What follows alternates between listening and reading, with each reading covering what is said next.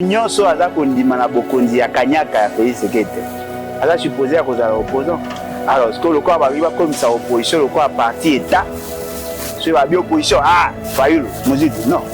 On fait ça à peuple congolais. Déjà, quand on était membre de la majorité, Kétienne Tshisekedi a négocié poste pour son parti politique.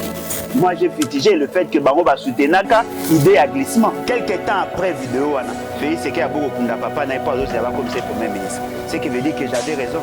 Combattre l'anti-valeur où ils ont entouré le gouvernement en place. Il faut faire la part des choses. Ce ne sont pas les individus que nous combattons, pas ces pays. Pas ces pays, ils ont aussi constaté, dans des gestes, fait des gestes. Il y a des bateaux qui prétendent qu'ils ont un pouvoir. Quand il y a des salami et peso salima, il faut malheureusement des fanatiques. Parce qu'on continue à bêter le maboko. Au lieu que bêter le boko, on bêter le maboko. Dans le bas que Félix Sekedi est excessivement incompétent, il ne pouvait pas être premier ministre. Mais discours, c'est le discours le plus inutile, le plus mal cousu. Bien-aimé dans les seigneurs, amoureux de la bonne musique du royaume, retrouvez le single Ngolu de la sœur Gloria Eyalé, une chanson qui va booster votre foi afin de témoigner le merveille de Dieu dans votre vie. Que l'on peut retrouver sur la chaîne YouTube Gloria Eyalé. Abonnez-vous massivement et activez la cloche de notification pour ne rien manquer. Que Dieu vous bénisse et abonnez-vous.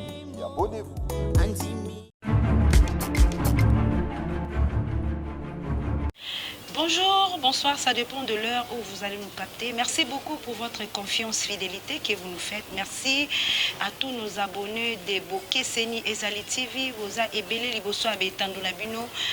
Restez toujours branchés, une fois de plus, abonnez-vous, partagez l'émission, commentez, ça nous fera énormément du bien. Aujourd'hui, nous sommes avec un analyste politique.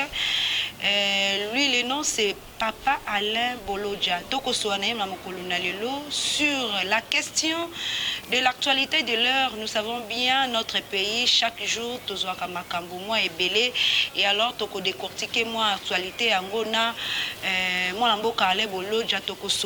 Qu'est-ce qui se passe par rapport à la discours du chef de l'État, toko décortiquer comment baimbo kato bayi population bayi kongomani bazwa ki likambo yango to discours yango est-ce que indisposé bango to indisposé bango te. Voilà, merci beaucoup ba congolais nyonso bisika bozwami. Nous sommes déjà là avec Papa Alain Bolodja. Mbote ndeko Alain. Mbote maman Langai, mbote na balandi, en tout cas merci pour l'opportunité. Bonne santé y a payé. Est-ce que ça va pour nayo?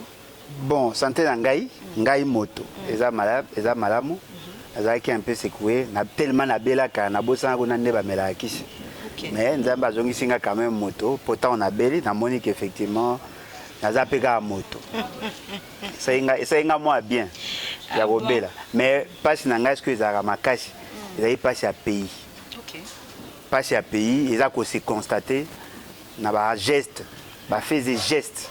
Il y a bateau qui prétendent qu'ils ont un pouvoir.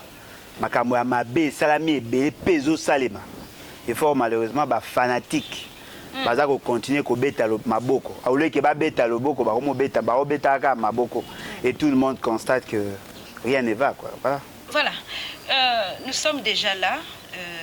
Papa Alain, Toyoki Ondugolobi, mais Tolito Joyeux, moi, Minute Mukio s'est présenté vraiment pour Baï Kongomania. Ah, ok. Ok. En tout cas, il est toujours difficile à se présenter parce que na sepela mingi batu balu bashonga kenga mona milo belashonga mais pour na famille facilité tâche na opesa ka kombo Alain Bolodja Ibola. Naza nani nazali économiste de formation. Ça l'économie rurale à l'université pédagogique nationale. Je suis licencié. Nazali porteur, il y a plusieurs brevets dans plusieurs domaines. Nazali coordonnateur, il y a une nouvelle classe politique de l'opposition. Nazali initiateur, il y a parti les BAT. Et donc je suis un chercheur en économie de développement où ils allaient sanctionner d'abord par le projet qui a été porté bien longtemps, la Coma livre Moko forêt congolaise, conflit nébuleux d'objectifs écologiques et économiques. Et je suis porteur de deux autres projets Il y a livre toujours dans la matière de développement. Voilà. Apparemment, Papa Alain, moi, je suis kotanga moi mingi, mais combattre vraiment le gouvernement en place. Toujours combattre les anti-valeurs où ils ont entouré le gouvernement en place. Il faut pas faire la part des choses. Ce ne sont pas les individus que nous combattons, ce sont les pratiques. Le lingue à ma B. Moni, tout ça le quoi ba pasteur au teba la kisaraba to benga milimo na ba machette. Biso to benga na milimo par notre discours.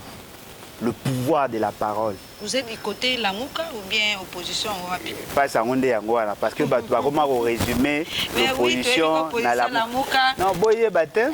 Boye batin mutu nyonso aza kondima na bokondi ya kanyaka ya Félix Sekete. Aza supposé à cause de l'opposant. Alors ce que le corps va arriver comme ça opposition le corps parti état. Sur la opposition, Fayoulou, non. On peut être dans l'opposition sans être nécessairement membre de la Lamuka. Et vous êtes où? Dans la nouvelle classe politique de l'opposition, maman Ngaï. C'est déjà une organisation, c'est un regroupement. Il y a plusieurs personnalités, comme ça, plusieurs partis et plusieurs organisations. Voilà. Malobi Alain Bolodja abetaki maboko hier pour na Kabila alobaki mabe ya Kabila te tonki Kabila zaki pe na makambo ya mabe ebele apende kosala lelo nini esali ke akoba pende opposition na sukaka yango suka ya raisonnement wana eza batayi de pesa suka ya raisonnement bango boyeba yango wana ezaka po esunga bango oleki basambuyaka 18 ans Kabila mais Bolodja betaki maboko pour na Kabila kaza nzo bati yana eza raisonnement ya bango suka ka yango tayali bako kosala effort te ya ko raisonner au-delà. On peut être on a des exemples on peut soutenir Kabila pendant 18 ans Moboy Mouto a remplacé Kabila. C'est simple. Na koyi ko ba na soutenir Kabila mais na beaucoup soutenir Mouto aye après Kabila. Attends Kabila ba anti-valeur ezalaka te. Ya on a zo lo baté. Na si sinon te raisonnement ngeza mula nga ko raisonner manche courte le quoi bangote. Na ngika na lo baké o koyi ko soutenir Kabila, Moboy ko soutenir Mouto aye na sima Kabila. C'est normal. Tant on a ko soutenir Kabila. J'ai critiqué aussi la gouvernance. Mais le quoi bango, bazane na tenté.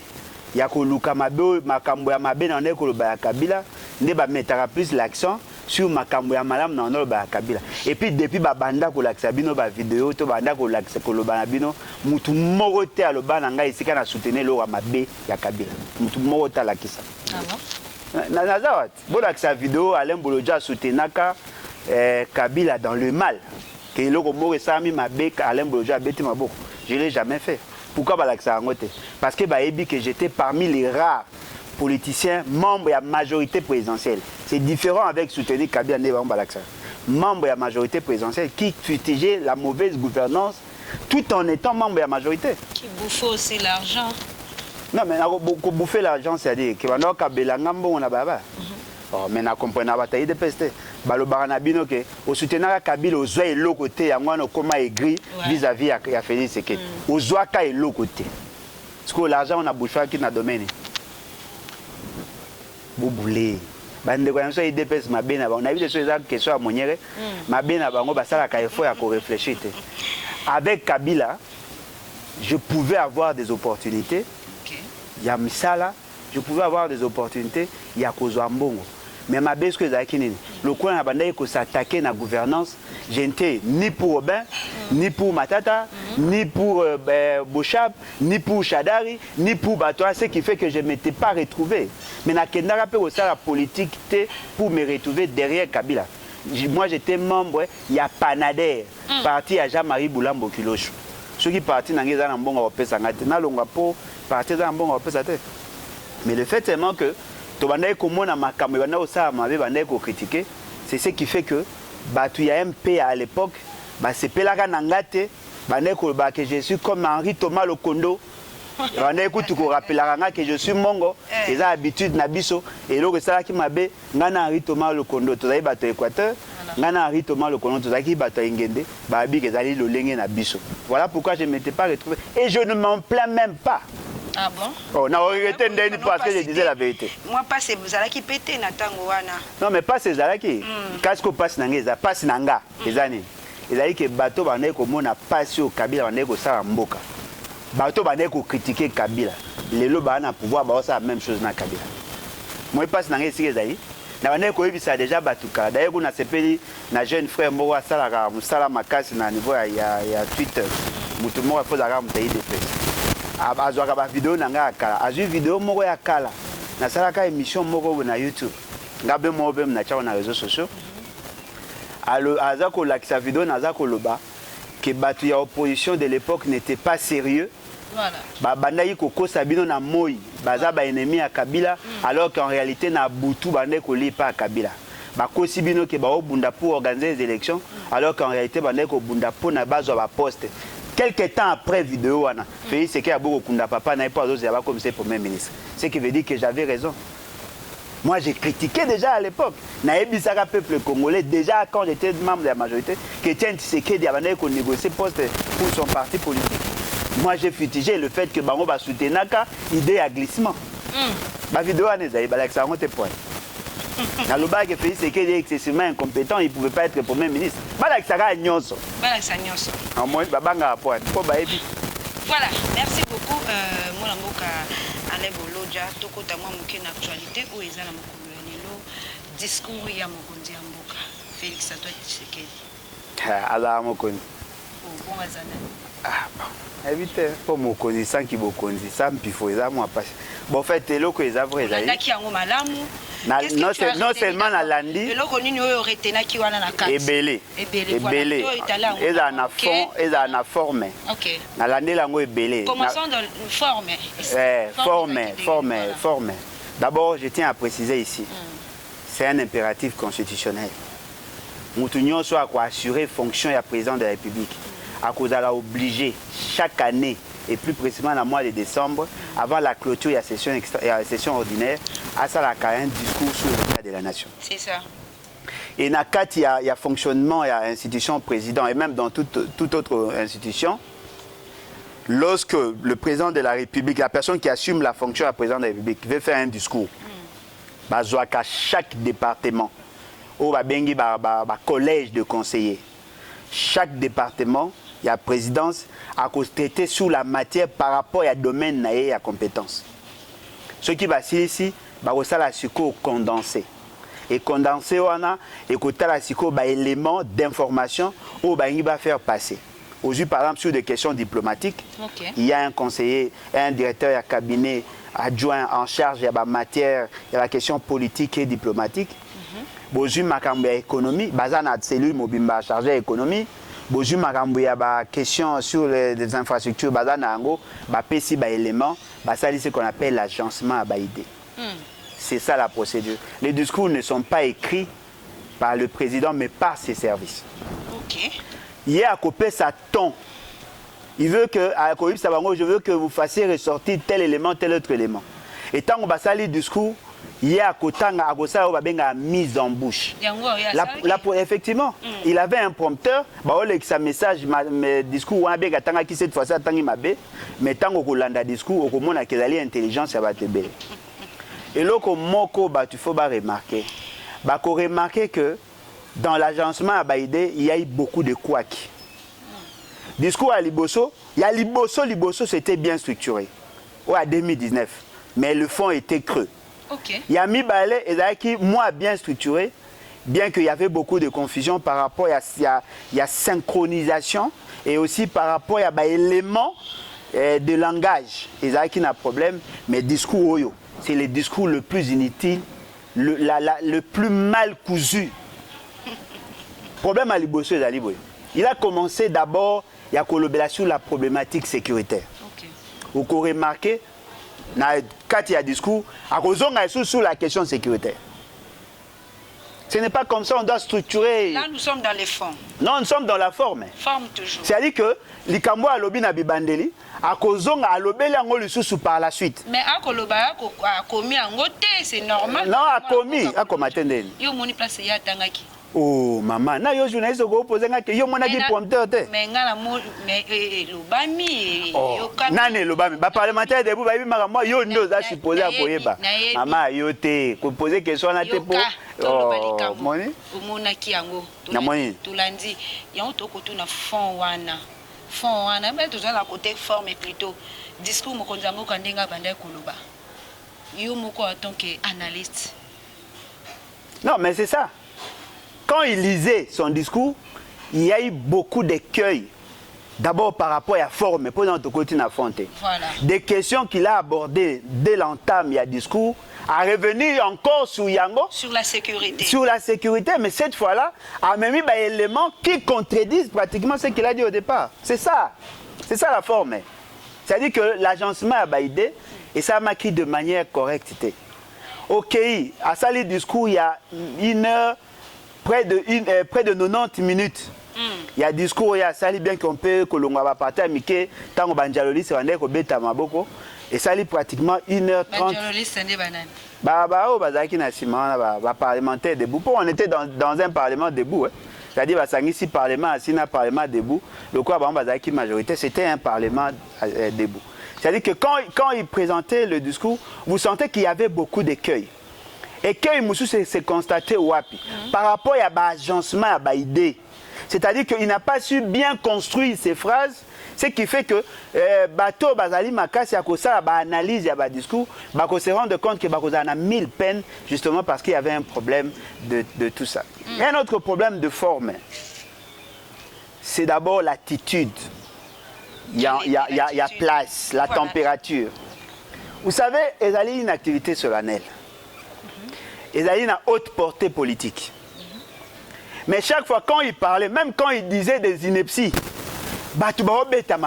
c'est-à-dire que ceux qui étaient supposés être les représentations de la population, tout va se comporter en militant. C'est vrai, déjà dans la procédure par rapport à l'exigence constitutionnelle, ça ne peut pas susciter débat. Okay. Mais du moins, il y a la plus regardant pour que baïba. Un autre élément,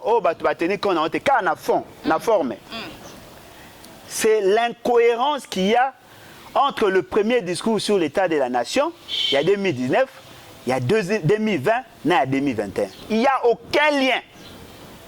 Alors qu'en réalité, il y a la suite logique. J'étais ici chez vous telle année, j'avais dit ceci, cela, ceci, ceci.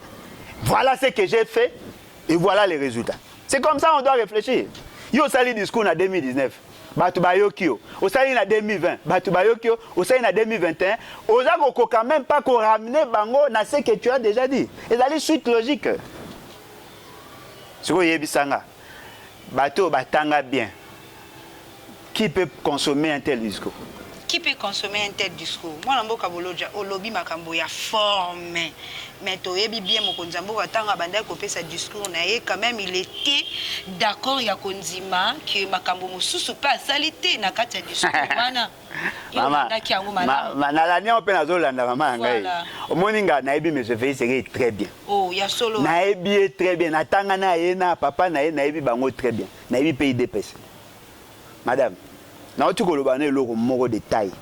Et je crois que les hommes sérieux, consciencieux, bako dans la même approche qu'Enga. Vous venez devant l'Assemblée nationale et le Sénat réunis en congrès en 2019. Okay. Vous avez fait un discours. Le caractère, il y a discours sur l'état de la nation. Vous faites non seulement un discours bilan, mais en même temps un discours programme. C'est ça l'idée à Constitution. Dans un discours bilan, qu'est-ce qu'on fait? Voilà la situation que j'ai trouvée. Voilà ce que moi j'ai pu poser comme acte. Mais quand même, il a fait... Voilà les résultats obtenus. Par rapport à l'Est, par rapport à l'Est. Voilà. Voilà ce que j'ai pu trouver. Voilà ce que j'ai pu faire. Et voilà ce que j'ai pu obtenir en termes de résultats. Mais au-delà de ça, voilà ce que je vous propose pour l'année à venir. C'est ça. C'est ça l'idée à Constituant. Mais avec M. Félix, c'est que ce n'était pas comme ça. Il y a eu beaucoup de cassures. Qui ne sait pas qu'en 2019, M. Félix, c'est qu'il vous a promis l'achat. Il ne vous a même pas promis. Il vous a donné l'information selon laquelle à Sombaki, 8 avions. 8. À Lobi, 5. Et Koya, dans le mois de juin 2020. 3. Et Koya, dans le mois de décembre 2020. Et bon, après, voilà, avion à Sombaki, peut-être résoudre le problème à Corona, moyen comme et voilà, on a renvoyé en 2000 l'année. Mais si il y a une réponse, c'est le problème à Corona. Maman, et là, on a dit c'est à Corona. Naturally, il y a des images. Naturally, il y a des tuyaux. Est-ce que vous avez un normal? Vous avez un avion, yate. Mais vous avez ça et sont mis et commandé. Ba avion ayaki nangwa ya bilokos ayaki nangwa ya avion bilokos moi mboka boloja avion bilokos mama o ayaki nangwa ya location o ya bilokos ayaki nangwa ya location ezap mabaika sombi 8 avions ya sika acholi kutu avion ya Congo ya West bamsu basombaka ya occasion ya sombi ya sika eya mais ce fait c'est qu'il a ebisa bino na Congo en 2019 et puis accueilli sous na Nations Unies, na sommet à Nations Unies en 2020. Il vous a dit que dans ses politiques, il envisage qu'au même 8 millions de populations n'a soin de santé primaire. Bah, côté na santé, il a promis, pardon, il y a Rotonga Bandela pour réhabiliter l'infrastructure. Il devait dire ce qu'il a pu faire. Au moins, nous, il y a maman souka na discours il y a trompé imaginez la bien un discours capture balobi ete bino boko sala politique to opposition ya haine maman il y a ngolande ko mema bino il y a haine vis-à-vis ya nani pour nga ko l'action haine à monsieur Félix c'est vis-à-vis ya peuple haine à monsieur c'est que des années maman boyoka sangote que ba enseignant ba désactiver bango pour ba boya ki ko ça misa pour ba futi ba honte. Comment peut-on traiter un parent qui travaille pour le compte de l'État, vous privez salaire? Moi, je suis tant qu'analyste, même tant que peuple, tant que Congolais, Congomani. Et ça, c'est maman Nangaï. Voilà. Tous les exemples. Ozu Mutamusala, aya yibi biloko na ndako na yo, ayebisi yo keza po bana ye balala anzala. Obetela ye maboko. Parce que le batbaye baraté zani. Tant que zana mutamusa nandako, boza lié na un contrat. Contrat à cause asa ela musala, yo futa salaire. Voilà. Mais cela ne lui donne pas le droit. Ya kozwa biloko eza ya yo aibi keza ya yo, ayiba ngwa pesa na ba ne poazanzala. Sur le plan humain, ah ma ouais, ba ne balia kate, je comprends.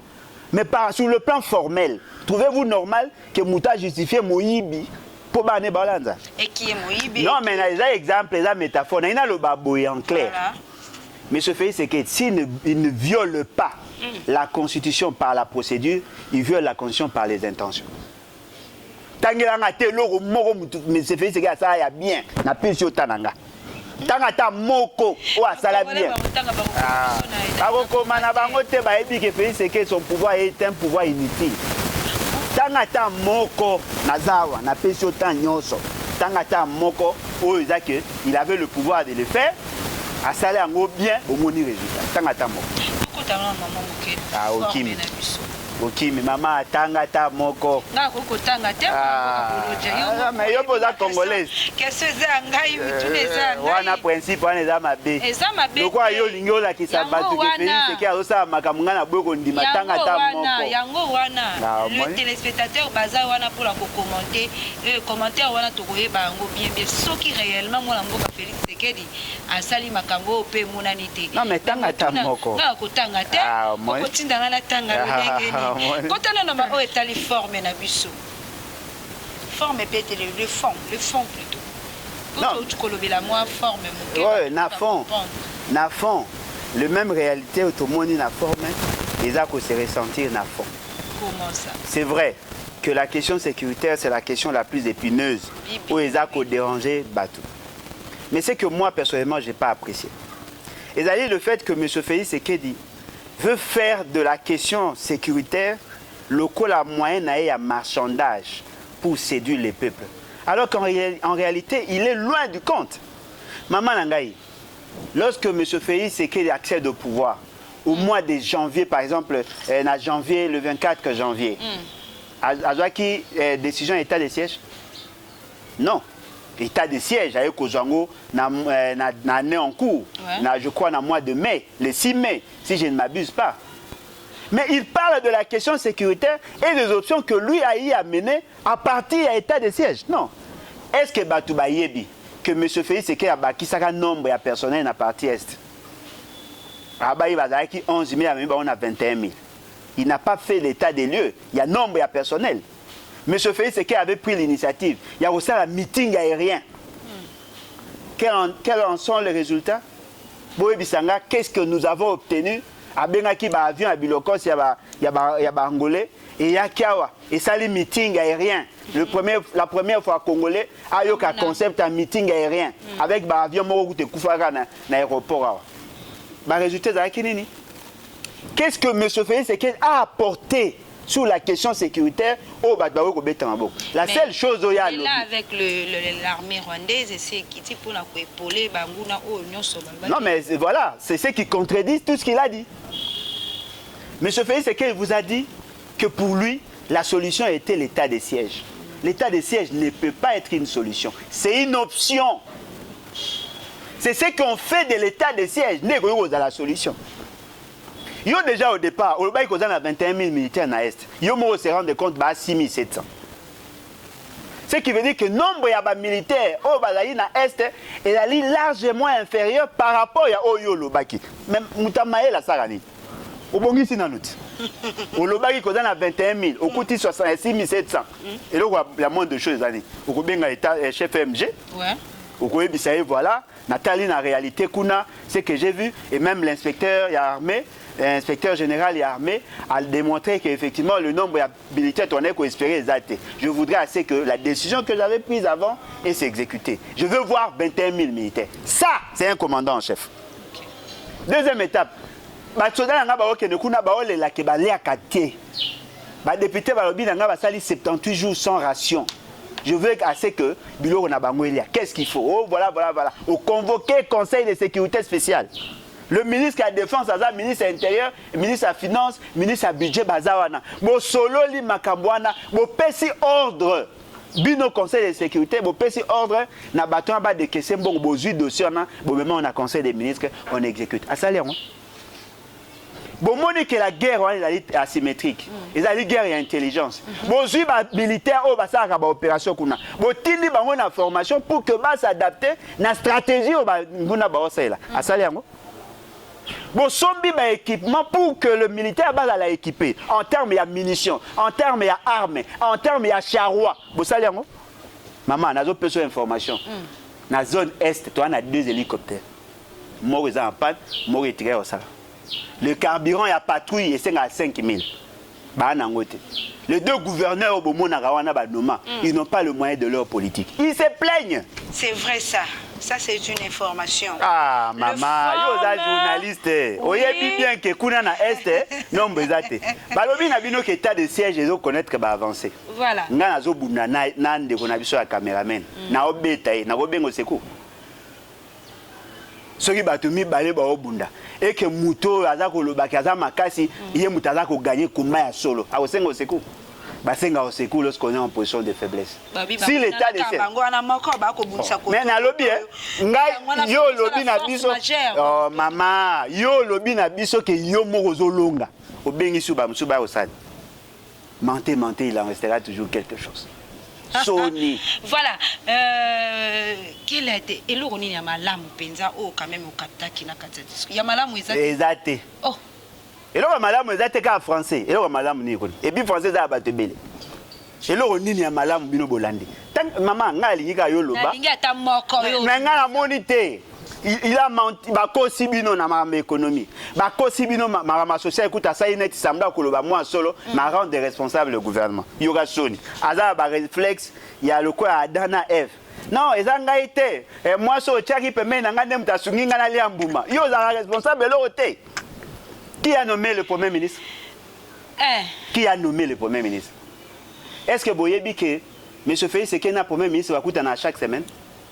Est-ce que Boyebi qu'il y a le conseil des ministres chaque vendredi?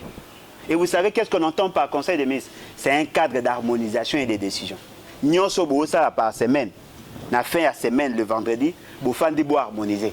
Vous avez pris des décisions, le vendredi, vous évaluez et vous donnez des orientations. Dites-moi, comment la gestion a payé et qui a échappé à M. Félix Sekedi alors que lui, à Koutanarana, tous les ministres chaque vendredi? mutu nyonso atanga na obi te ke ba batanga na tout ça mutu nyonso atanga ayebe eloko moko le fonction managériale il y a 4. OK. L'organisation, la direction, la planification, l'organisation, la direction et le contrôle.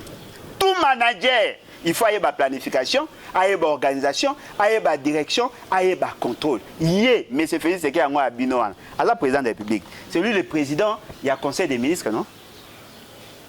Bien sûr. Si tant que politique incohérente, qu'a-t-il fait au niveau du gouvernement? Quelles sont les orientations que lui a pu donner? Na mon avis, c'est qu'il a CPI pour le ministre qui a une décision, il y a quand même un opérateur économique qui s'appuie à ma décision. Il y a vivre frère. Na bi me bateau ba sérieux ta?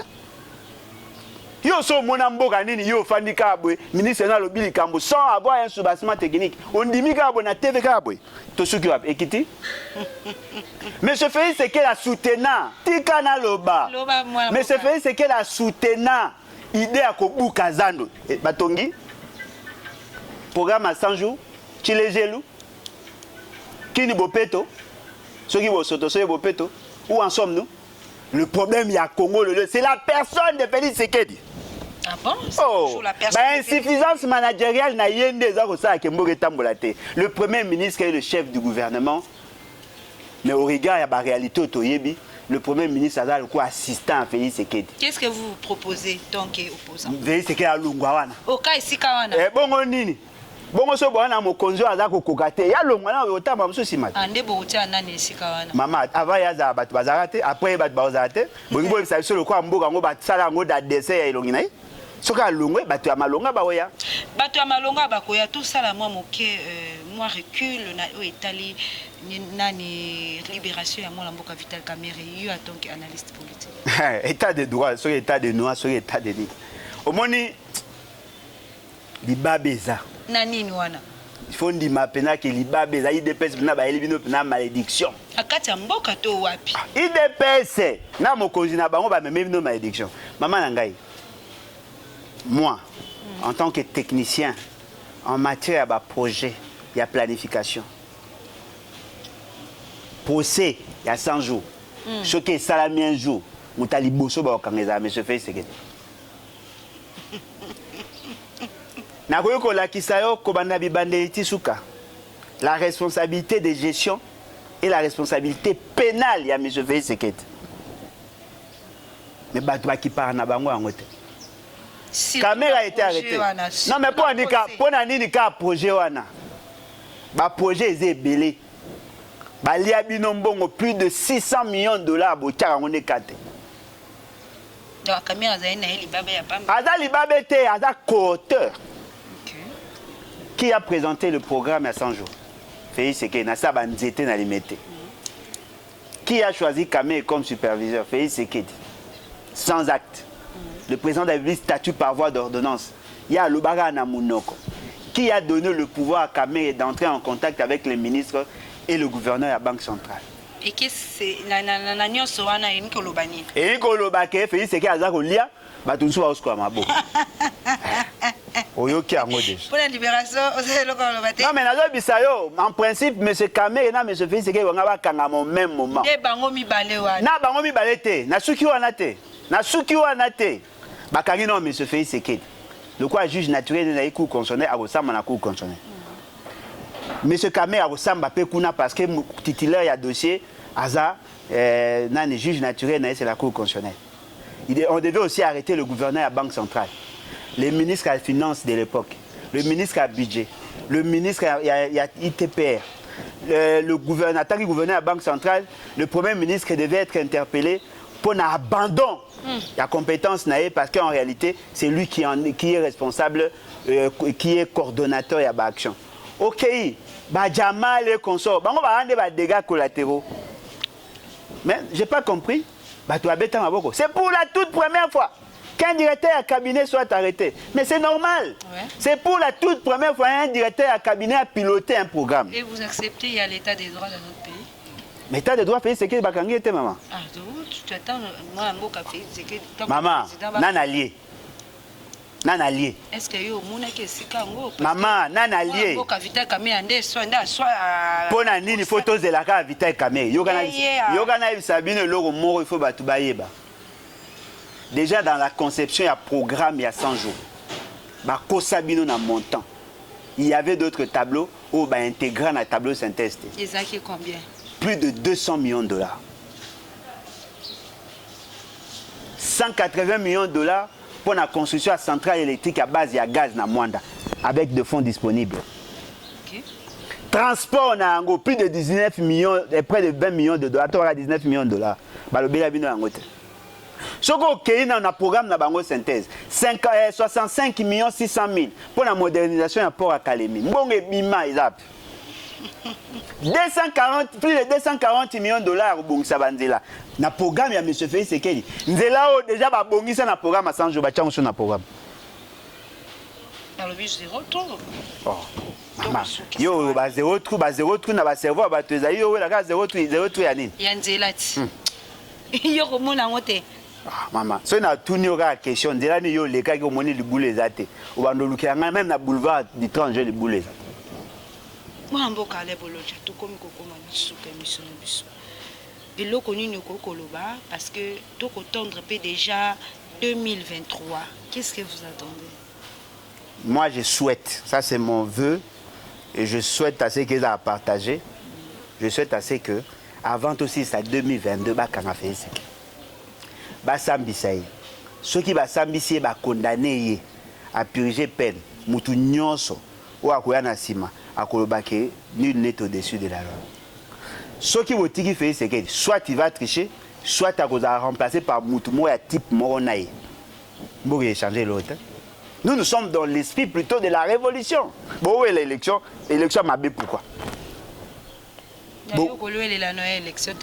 Maman, je suis dans la logique qui est la révolution. Article 64. Non, mais l'élection, c'est que na Kabila. À comment on me il a été kabilocratiquement élu. Ah bon? Ah, maman, yo évite que M. Félix Sekeli a invention à Kingakati.